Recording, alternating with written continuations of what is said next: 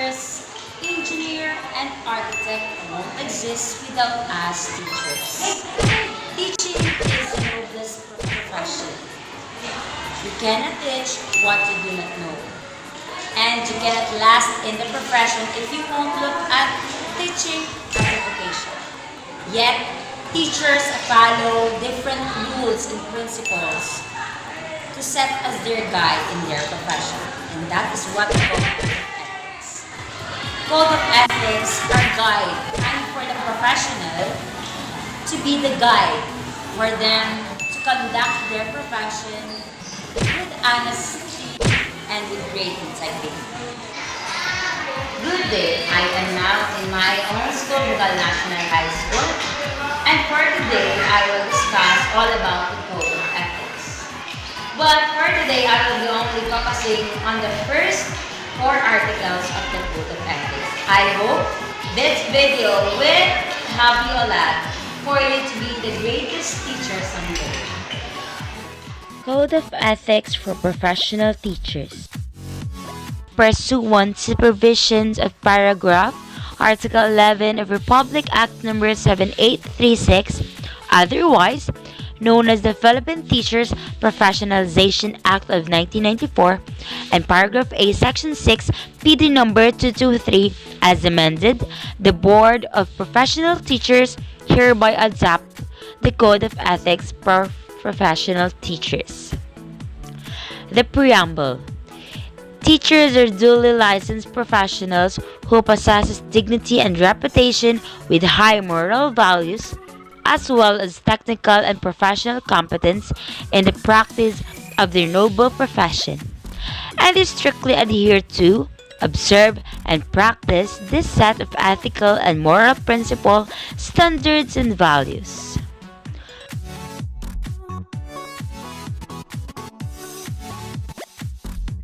We have 13 articles under Code of Ethics, but for today I will be only discussing Article 1 to Article 4, which are Scope and Limitation for Article 1, the Teacher and the State Article 2, the Teachers and the Community Article 3, and Article number 4, a Teacher and the Profession.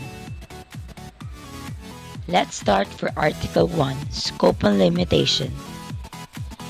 Section 1 states that the Code of Ethics are for all the Philippine teachers or all the Filipino teachers.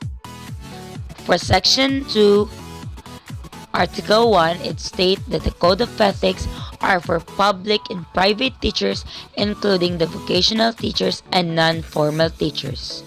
It also includes all the academic levels such as the primary, kindergarten, elementary, and secondary level. Article 2, the Teacher and the State.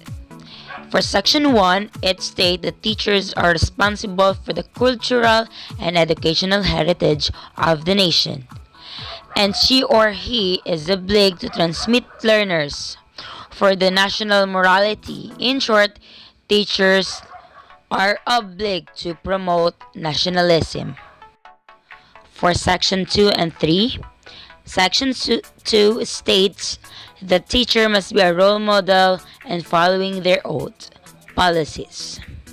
For Section 3, teachers must be physically, mentally, and morally ready to have a conducive learning environment for the students or learners. For Section 4 and 5 in Article 2, Section 4 states the teachers must have a full commitment to the profession. And for Section 5, teachers must not be involved or promote political, religious, or other interests and shall not receive money to any purposes. Section 6 and Section 7. For Section 6, every teacher shall vote and exercise their constitutional rights. In fact, teachers are usually used in elections. Regarding in Section 7, a teacher should not support or influence any person to follow any political course of action, or teachers are not allowed to join campaign during election.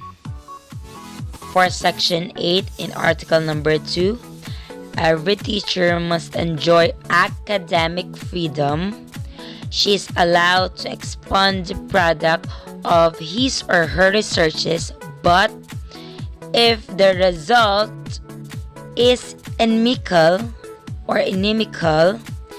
it would be improper remedial action. But first, what is academic freedom?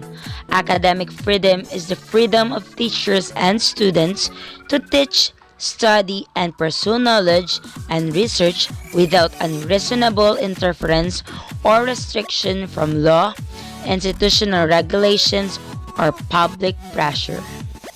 Now, let's solve Article 3, the teacher and the community. For Section 1, a teacher is a facilitator of learning. She is obliged to do her best to make every of her learners learn. For Section 2, every teacher shall provide leadership and initiative in actively participation in any community-related activities. For Section 3, every teacher shall merit reasonable social recognition. She must behave always with dignity, free herself from gambling, smoking, or any illicit relations, or any illegal actions. Now, we're down to Section 4. Section 4 states that teachers must study and understand local customs for her to have sympathetic attitude. She must not set any social standards among students. Section 5. Teachers shall help the school to keep the people in the community informed about schoolworks. This may provide a good camaraderie between the stakeholder and the school. For Section 6, it is very simple. Every teacher must be a leader, and also she must be a counselor. Now we are down to the last two sections in Article 3. Section 7 states that a teacher must obtain a harmonious relationship between all the people in the community, individually or collectively. For Section 8, the teachers possess freedom to choose her or their religions. Yet, they should not use the position as a teacher to influence others to choose their religion as well. Now, we're in the last article for this discussion.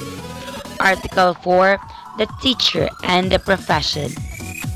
Section 1 states, teaching is the noblest profession, and it is considered as a vocation or calling.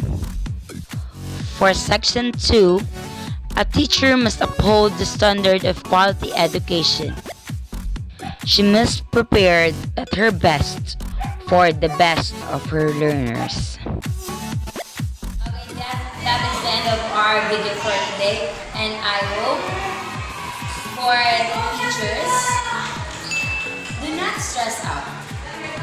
Think of an efficient way to be a good teacher, but follow our code of ethics. And for the future teachers, please bear in your mind, it is not a job. Teaching is a profession, and teaching is a vocation. Again, this is Mandayan.